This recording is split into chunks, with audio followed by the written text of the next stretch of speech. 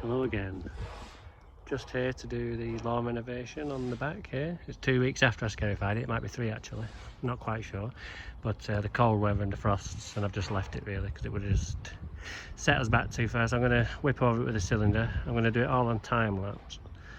And somebody asked me to talk about why should you use sand or should you not.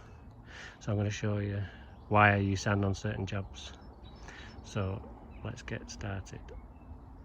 So first of all, I'm going to cut it really short again with the outlet cylinder, and then might whip over it with a scarifier again just to open up the soil again if it's squashed it all back together. But it probably won't, because it's pretty dry, so I reckon we might get away with it. But there's a bit of debris and stuff, so I might just do it anyway.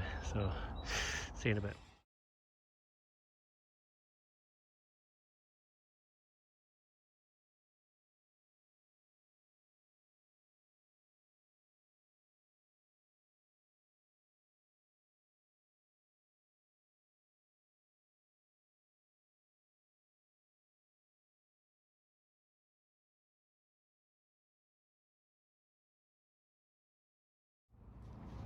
Yep, so I've just cut it with the cylinder, double stripes all the time, so I know where I'm going and I know where I've been, and then I can see where it's coming out on the spreader and I get it more accurate that way. It's very dry on there, so I'm thinking about putting some water on it first before I feed and seed it and then top dress it. Like, as you know, I put the wetting agent on last time and then that's been watered in by the rain, but it's very dry on the surface because we just haven't had any moisture for getting on 2 to 3 weeks now really, so it's desperate.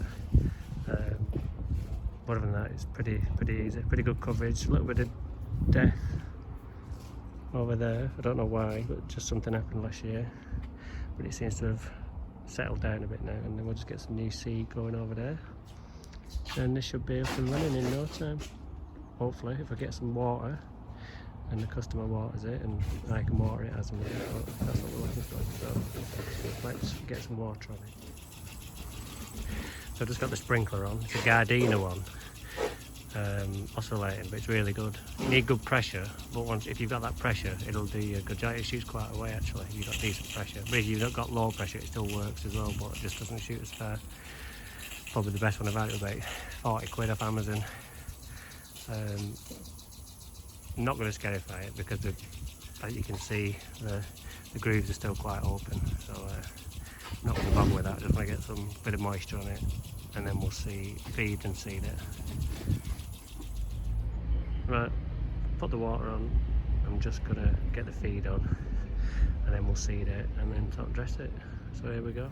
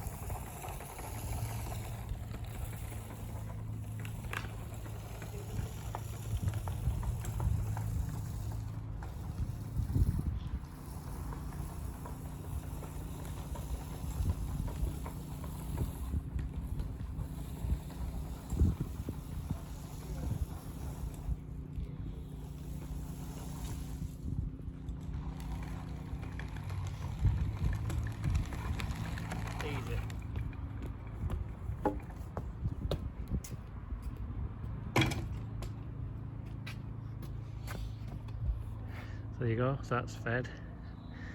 I went up and down and I just went left to right, just to, because it's a circle, sometimes you can just miss the edges of the circle. So I just like go on over, just open the trigger a little bit with your hand and just let it out ever so lightly, and it just gives you secondary coverage but without going full rate.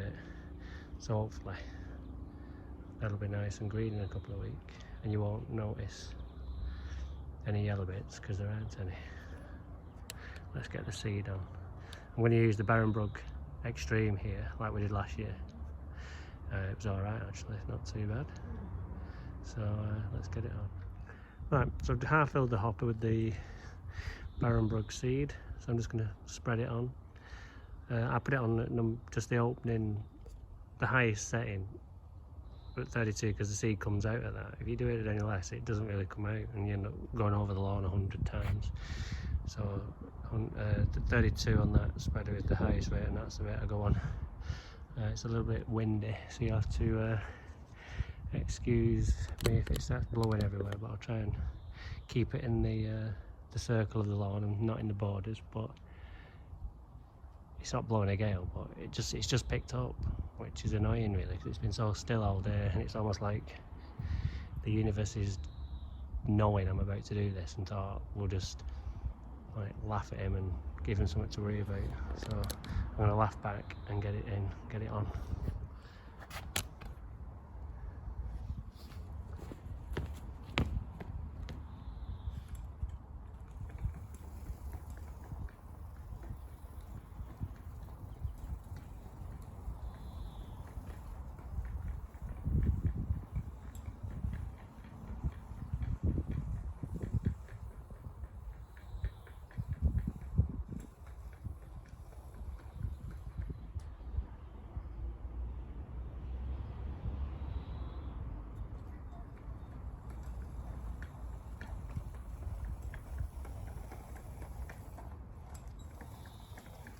Can't quite get to the corners, just do it by hand.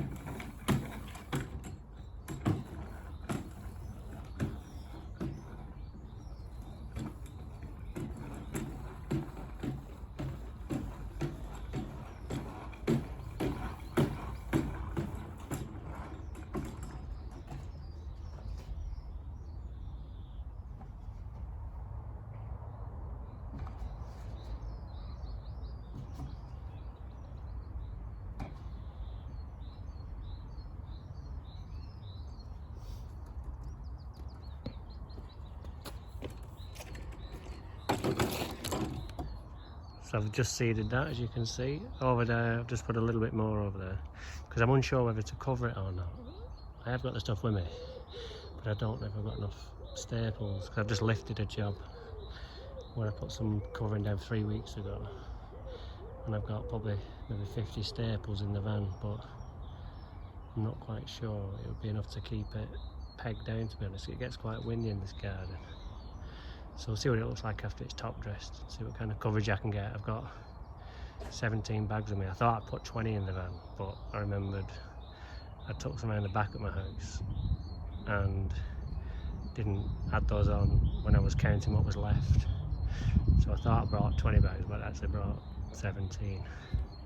So we'll see how far we can get. Last year I used 20, so maybe this year I can get away with 17. Let's give it a go.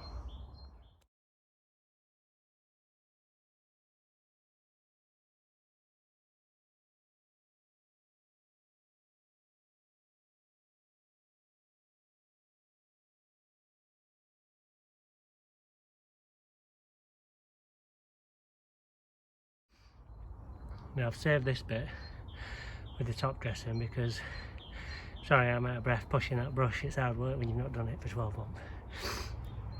months. Somebody asked me why you would use top dressing, like 70-30 lawn sand top dressing, but you can't use compost on a job like this because I want to, for that area there, it needs to be really smooth and fill in the micro undulations, because it's died back. We've got a different height to the rest of the garden. You couldn't do that with compost, so we use a kiln dried sand because it spreads easier. So I'll just try and show you with my brush. So literally you can just push it around and level that area, and it'll just fall into, see how it just grabs on the brush, and we're pulling it along. It's just gently filling in all these things. Whereas compost would just end up with lumps everywhere. So we can just do that very gently and cover that seed. So we use sand because it does have some water retention, but we've got 70-30, so we've got 30% soil in there, so that holds even more water, and the nutrition side of things. Compost is good for some things, but top dressing is just better for applications like this where the lawn's already really smooth and flat, and we don't need to worry about getting the seed germinating because we've got full coverage anyway. And obviously as well, it's all to do with expense. You know, not everybody's got top dressing's 180 quid a tonne now, so not everybody can afford that, or even if they can, they don't want to spend that kind of money just on 40 bags of sand, so then we have to use the compost. But here they do want a nice lawn, so they're willing to back me with whatever I want or whatever I need. And here the need is for the top dressing. So I've decided, actually, now I've done that, I am going to cover it over, I think, because the wind's very still. So I'll use the pegs I've got, and then if I need to come back and top it up, I can go and buy some more and stick them in as and when. And then what we can do is, the bad thing about lawn dressing is that when it gets wet, it beads on the surface, and the actual molecule of water doesn't penetrate the sand. The sand sticks to the bead of water, and when the top layer gets wet and you stand on it, it picks up because it's not wet all the way through, and you end up taking half of it away on your boot. So if I cover it over, we can get the water on, and it won't wash the sand away, because here it's just on a slight camber to the edge, so all this edge here, the water would just bead straight off and take everything with it, and it just build in the borders.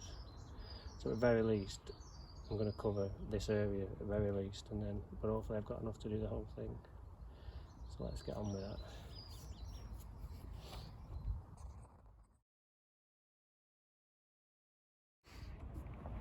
One more thing about the top dressing: never ever use the sand, kiln dried sand that you would use in between the block paving on your drive. That is like 100% kiln dried sand, and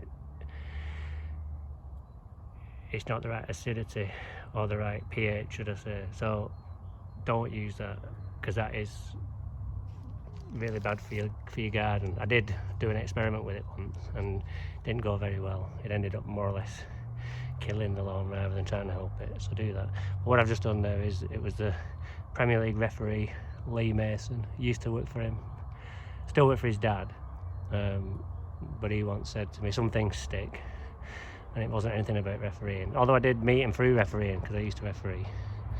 But I'm too outspoken for to be a referee. You speak when spoken to there, and in the Bolton Referee Society, and that's not me at all. I'll speak when I want, as you know.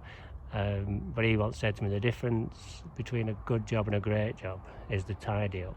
So what I've just done there is just blown all the feed off onto the lawn, and probably into the border as well. It's so tight down there, so I've no doubt blown a little bit of seed into the border, but we'll just weed that when we do some weeding. So yeah, it's funny how some things stick, isn't it? I have worked for some other famous people as well. Ian Dowie, he gave me marital advice, divorce now, or split up anyway, so thanks for that, Ian. Looking back, who else have I worked for? Talmaneem. He brought out a glass of Coke that had been sat on the table for 6 weeks. That was nice. It was a bottle, and I was speaking to him before he went on holiday, and he just had a bit of a gathering, and all his dishes were on the table, and a bottle of Coke with a little bit in the middle of the table. And he went away and left it there for 6 weeks while he was away in the closed season. And he came back and I went, I tell you, right? He says, yeah, do you want a drink? I says, yeah. And I went, he's not going to go for that bottle of Coke in the middle of the table, is he? That's been sat there for 6 weeks. And he did. And it was like syrup. And I had to drink it because we were chatting. So no harm came to me, but I always remember him for the wrong reasons. And that's as far as my famous stories go, really. Ian Dowie said to me, I said, I'm having a bit of trouble with the wife. He says, yeah, what you want to do is, you want to go home and say, yeah, you and me, we're going out tonight and we're having a chat. But that was the problem. I couldn't speak to her because she was miserable. So I never actually got around to doing that. So it wasn't bad advice by Ian. It was just good advice, but it was just no good for me. So there you go, a bit about my life. I'm going to cover it over now, so I'll go and get the stuff.